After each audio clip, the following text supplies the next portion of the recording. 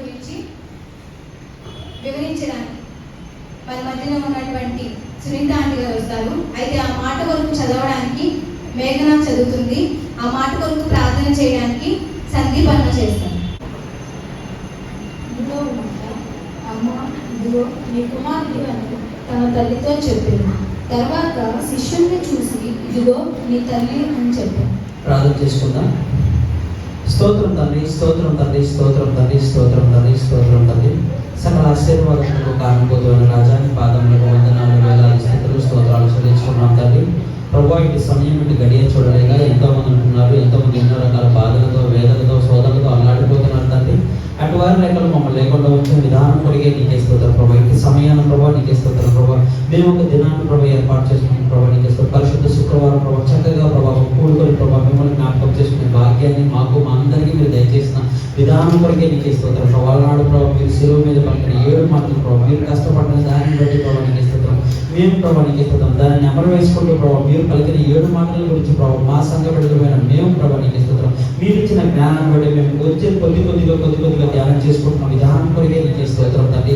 అయ్యా నీకే వందనాలు వందనాలు వందనాలు తండ్రి. ఇప్పటివరకైతే 1-2 మాటలు చక్కగా వివరించి ఉన్నారు, మేము చక్కగా విని ఉన్నాం ప్రభావ. ఏ ఒక్క బిడ్డ కూడా ప్రభావ నీకే స్తోత్రం వాక్యం నిర్ణయం కాదు కానీ దాని ప్రకారం జీవించే భాగ్యాన్ని ప్రతి ఒక్క బిడ్డకు దయచేయమని కోరుకుంటూ అయ్యా నీకే స్తోత్రం. ఇప్పుడు 3వ మాట వివరించబోతున్న సుతక గురించి కూడా ప్రార్థన చేస్తున్నాను ప్రభావ. తనకు కూడా ప్రభావ నీకే స్తోత్రం ప్రభావ. మాట్లాడుతున్నది తనే కానీ మాట్లాడిస్తున్న దేవా నీకే స్తోత్రం తండ్రి. ఒక్కసారి జ్ఞాపకం చేసుకోండి అయ్యా. తన వెంట మీరునండి ప్రభావ నీకే స్తోత్రం. మీరు ప్రాపర్ మాటలు మాట్లాడించమని కోరుకుంటున్నాం తండ్రి. నీకే స్తోత్రం ప్రభావ. అయ్యా మీరు మాట్లాడించిన మాటలు ప్రభావ నీకే స్తోత్రం ప్రభావ. మేమందరము దాని ప్రకారం నడుచుకొని జీవించే భాగ్యాన్ని తెచ్చమని కోరుకుంటూ నీ చిత్తమైతే ప్రభావ ఈ కూడి గంటల్లో మీరే అధ్యక్షత వహించి నీ నామంకే ఘనత మహిమ ప్రభావములు పొందాలని కోరుకుంటూ మా ప్రభు యేసుక్రీస్తు అతి పరిశుద్ధ నామములో అడిగి వేడుకుంటూ ప్రార్థిస్తున్నాను తండ్రి. ఆమేన్. హల్లెలూయా. ప్రభు యేసుక్రీస్తు నామములో మీ అందరికీ నా వందనాలు. మరి ప్రభు సిలువ పలికిన 7 మాటల్లో మరి నాది 3వ మాట.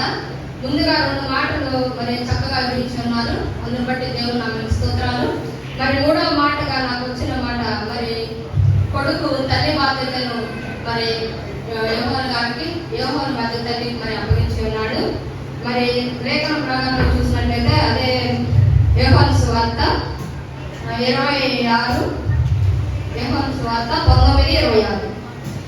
యేసు తల్లియు తాను ప్రేమించిన శిష్యులను దగ్గరగా నిలిచి ఉండట చూచి అంతరించాలండి. మరి తన తల్లి అని మరి శిష్యుడైన యోహాను గారిని దగ్గరగా, అంటే ఇక్కడ దగ్గరగా అన్నది ప్రాముఖ్యతగా ఇక్కడ ఉంటుంది. దగ్గరగా అంటే మన ఈ లోక ప్రకారం అయితే కొన్ని సమస్యలే తొందరగా చెప్పుకోగలం, మనకున్న సమస్యలన్నీ మాత్రం ఒక్కడికే చెప్పుకోగలం. అటువంటి వ్యక్తి ప్రభు యేసుక్రీస్తు వారికి యోహాను గారు. మరి యోహాను గారుగా మనకు కనబడుతూ ఉన్నారు. మరి ప్రభు యేసుక్రీస్తు వారు మరి మరియ గర్భంలో పుట్టినప్పుడు పరిశుద్ధాత్మ ద్వారా ఆయన కన్యక గర్భంలో జన్మించును అని ఉన్నది. మరి మరియమ్మ గారికి మొదటి సంతానం మన ప్రభు అయిన యేసుక్రీస్తు వారు. మొదటి సంతానం అయిన తర్వాత మరి ఆమె అనేక మంది మరి కొంతమంది పిల్లలకు జన్మనిచ్చినట్టు మన లేఖనంలో చూస్తూ ఉన్నాము. మరి మొదటి సంతానం అంటే తల్లి ప్రేమను రుచి చూపించిన బిడ్డ ప్రభు యేసుక్రీస్తు వారు. మరి తల్లి మొదటిగా పరిశుద్ధాత్మ ద్వారా గర్భంలో ధరింపబడిన బిడ్డ కనుక మరి ప్రభు అయిన యేసుక్రీస్తు మరియమ్మ గారికి మరి తల్లి ప్రేమను మొదటిగా ఆయన చూపించి ఉన్నాడు. మరి బాధ్యత, మరి ఆ మాటలోనే మరి ప్రేమ బాధ్యత అన్నది మనకు ప్రభు యేసుక్రీస్తు వారు పలికిన మాటలో తల్లిని యోహాను గారికి అప్పగించడంలో, మరి యోహాను గారికి తల్లికి అప్పగించడంలో అక్కడ మనకి ప్రేమ బాధ్యత తల్లి పట్ల ఉన్నది మనకి అర్థమవుతూ ఉన్నది. మరి ప్రభు యేసుక్రీస్తు వారు కూడా పుట్టినప్పటి నుండి మరి కుటుంబం పట్ల బాధ్యత కలిగి ప్రేమ కలిగి ఉన్నాడు ఆయన. మరి ఆయన 30 సంవత్సరాలతో మరి కుటుంబం కొరకే మరి ఆయన శ్రమ పడి కుటుంబ పోషణ కొరకే ఆయన పనిచేస్తూ జీవిస్తూ ఉన్నాడు. 3.5 సంవత్సరాలు మరి ఆయన పరిచర్య చేస్తున్నప్పుడు మరి ఆ పరిచర్య చేస్తున్నప్పుడు ఆయన కొన్ని వ్యతిరేకతలు ఏర్పడాయి. మరి లేఖనము నెరవేరులాగా ఆయనకు ఒక లేఖనం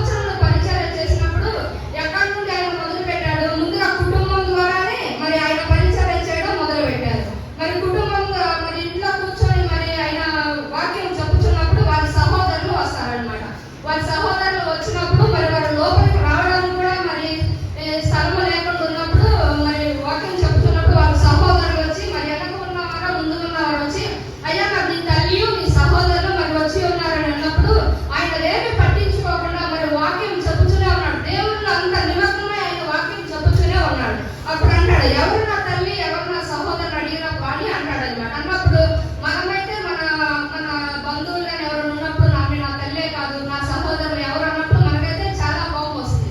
మరి వాళ్ళు మానవ రీతిలో ఉన్నారు కాబట్టి అటువంటి కోపంతోనే వారు ఉన్నారనమాట. ఇంకో అదే 3:31 కదా, పైన 20 చూడండి, 3:20. ఆయన ఇంటిలోనికి వచ్చినప్పుడు జనులు మరలా గుంపుకూడి వచ్చిరి కనుక భోజనము చేయుటకైనను వారికి వీలు లేకపోయాను. ఆయన ఇంటి వారి సంగతి విని ఆయన మతి చలించి ఉన్నదని చెప్పి ఆయన్ను పట్టుకొనబోయేది. మరి మన ఇంటి ఏదైనా సరే మన ఇంటి దగ్గర నుండి ఏదైనా మొదలవుతుంది అనమాట. మరి ఆ ఇంటి సభ్యులే మరి ఆయనకి పిచ్చి వెళ్ళి ఈయన మాటలు ఎందుకు వింటున్నారు అని అంటూ ఉన్నారు. మరి లేఖనము నెరవేరాలంటే లోక పాపను మోసుకొని పో దేవుని గొర్రెపిల్ల అనే ఒక పేరుకి నెరవేర్చడం మరి ఇక్కడ మనము చూస్తూ ఉన్నాము. మరి ఇంటి వారు భోజనం చేయడానికి వచ్చినప్పుడు మరి గుంపు కూడా ఉన్నప్పుడు వాళ్ళ సహోదరులు అంటారు, ఇతను పిచ్చి పట్టింది కదా, ఇతని మాటలు మీరు ఎందుకు వింటున్నారు అని వాళ్ళని ఆయన పట్టుకొని చూస్తారు. మరి సిలువ మరణం అంటే ఆయన మామూలుగా ఊరకనే నేను మీ పాపం మోస్తాను, మీ కొరకు నేను చనిపోతాను, మీ కొరకు నేను సిలువ వేయబడతానని చెప్తే ఎవరైనా సరే నిజంగా ఏంటని పిచ్చి ఎదిరినా ఏంటి అని చెప్పేసి అనుకుంటూ ఉంటారనమాట. అదే మరి ఇంకో వాక్యం చూసుకుందాం.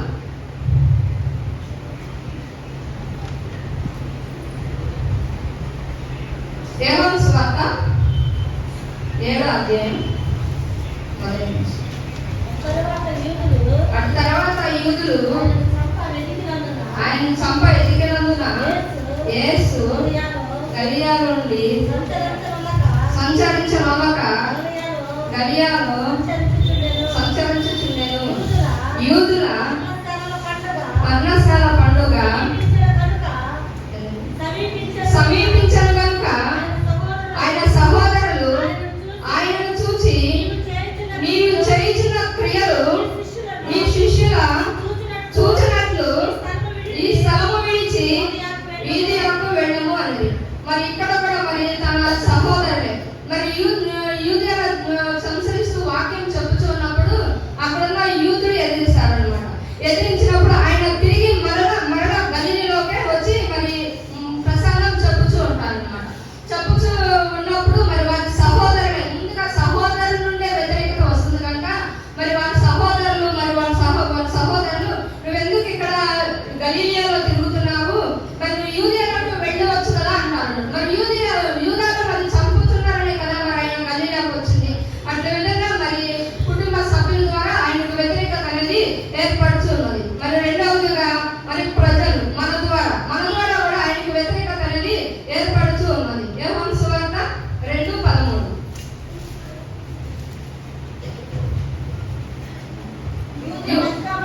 యూదుల పస్కా పండుగ సమీపింపగా యేసు యెరూషలేమునకు వెళ్ళి దేవాలయంలో ఎడ్లను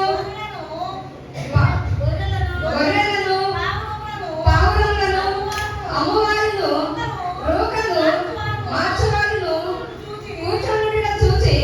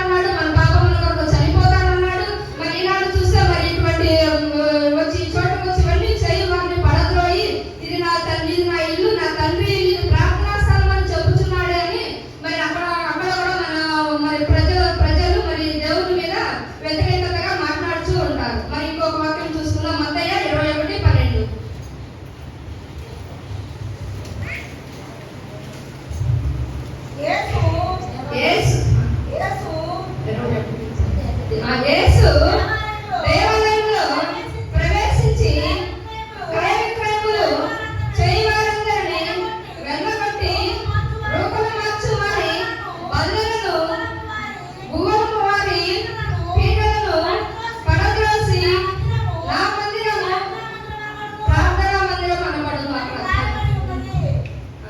ఇక్కడ రాయబడి ఉన్నది. మరి అక్కడ ఏమి నా తండ్రి ప్రార్థనా స్థలం అన్నాడు, మరి ఇక్కడ నా మందిరం ప్రార్థనా స్థలం అంటున్నాడు, నా మందిరం అంటున్నాడు. అక్కడ నా తండ్రి మందిరం అన్నాడు, ఇక్కడ ఈయన మందిరం అంటున్నాడు. ఈ వ్యాపారం చేస్తున్న అందరినీ మరి ఆయన ఇట్లా చేస్తున్నాడు అని చెప్పేసి నిజంగా నేను కన్నానే ఏమైనా పిచ్చి అని చెప్పేసి వాళ్ళ ఇంటి సభ్యులు అన్నారు. ఇదిగానే మరి వీరు కూడా అంటూ ఉన్నారు. మరి ఇక్కడ ఆయన శిలువ మరణం పొందాలంటే మరి లేఖనము నెరవేరాలంటే ఇంకొకరు కూడా మరి ఆయన వ్యతిరేకిస్తూ ఉంటారు. మరి శాస్త్రులు పరిశైలు వాళ్ళు కూడా మరి ఆయన వ్యతిరేకిస్తూ ఉంటారు. మరి చూద్దాం మత్తయి సువార్త 21:14.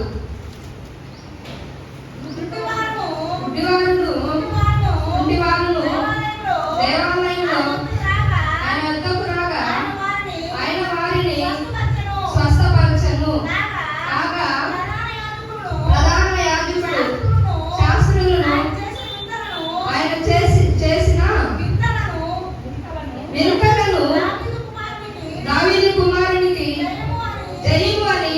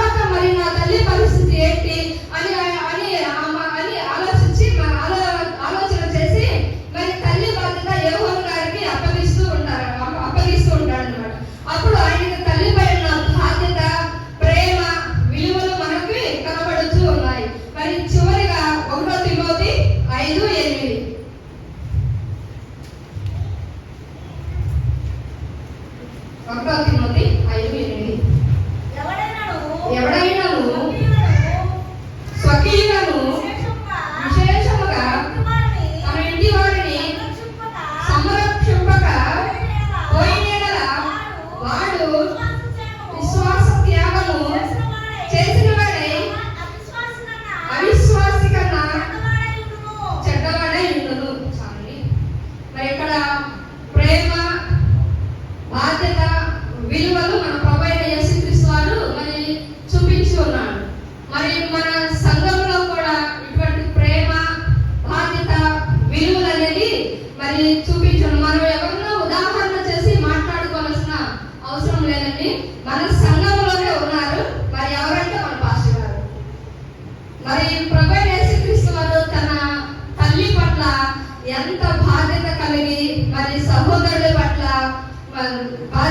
విలువ కలిగి, మరి తన భార్య పట్ల, బిడ్డల పట్ల ప్రేమ కలిగి ఉన్నాడో మనందరికీ తెలుసండి. మరి ప్రభువైన యేసుక్రీస్తు వారు చూపిన మాదిరిగానే మరి ఆయన కూడా చూపిస్తూ ఉన్నాడు.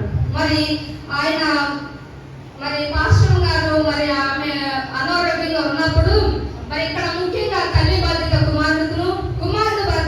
కుమారుడికి అప్పగిస్తూ ఉన్నాడు. ఆ బాధ్యత అనేది మన పాస్టర్ గారు, ప్రేమ పాస్టర్ గారు మరి నిర్వర్తించి ఉన్నారనమాట. మరి తల్లి అనారోగ్యంగా ఉన్నప్పుడు, మరి చంటి బిడ్డ పొత్తిళ్లలో ఉన్నప్పుడు తల్లి ఏ విధంగా సేవ చేస్తుందో అంతకన్నా ఎక్కువగా మరి ఆయన మరి పాస్టర్ గారికి సేవ చేసి ఉన్నారు.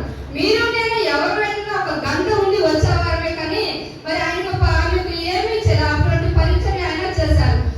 మరి పాస్టర్ గారికి కొడుకుగాను, మరి తల్లిగాను, మరి ఇంకా మరి ఆయాగాను ఆయన పనిచేసి ఉన్నారు. మరి ప్రభువైన యేసుక్రీస్తు వారు చూపించిన విలువలు ఈ లోకంలో వారు చూపించడమే కదా, మరి అటువంటి విలువలు మన పాస్టర్ గారు చూపించి ఉన్నారు. మరి లేఖన గ్రంథంలో ఒక వచనం ఉంటుంది అనమాట.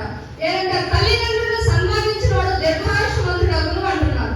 మరి తల్లిదండ్రులు సన్మానించడం అంటే మన ప్రభువైన యేసుక్రీస్తు వారు చూపించిన మాదిరిగా మనం నడవడమే కదా.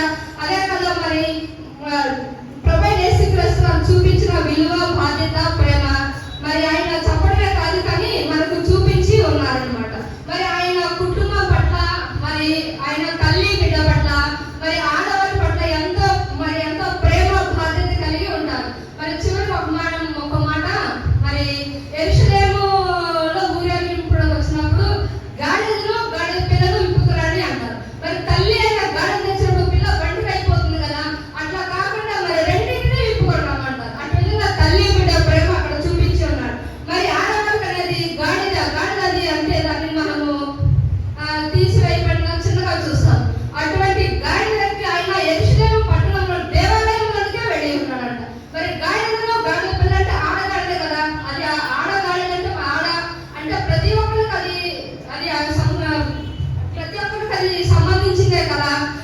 అట్లానే మరి ఆ విధంగా మరి ప్రభువైన యేసుక్రీస్తు వారు తల్లి బాధ్యత మరి యెహోవా గారికి అప్పగించడం, మరి ఆడవాళ్ళ పట్ల, మరి తల్లి బిడ్డల పట్ల ఆయనకున్న ప్రేమను మనకు చూపించి ఉన్నారు. ఈ కొద్ది మాటలు దేవుడు దీవించును గాక. ఆమేన్. ఈ సమయంలో కొన్ని నిమిషాలలో దేవుడు తన ప్రాణాన్ని విడిచిపెడతాడు అన్న సమయంలో తన తల్లిని జ్ఞాపకం చేసుకొని తన తల్లిని దగ్గరికి పిలిచి, అలానే తను ఎంతగానో ప్రేమించిన ఒక శిష్యుడు ఉన్నాడు. అతని పేరేంటి? యోహాను కూడా పిలిచి ఈ విధంగా అన్నాడు. ఏమని? అమ్మా, ఇదిగో నీ కుమారుడు యోహాను, ఇదిగో నీ తల్లి. మరి ఇక్కడ ఆ మాటను ఆ సమయంలో జ్ఞాపకం చేసుకోవాల్సిన ఉద్దేశం ఏంటి అంటే, ఇక్కడ దేవుడు యొక్క కోరిక ఏంటి అంటే ప్రతి క్రైస్తవుడు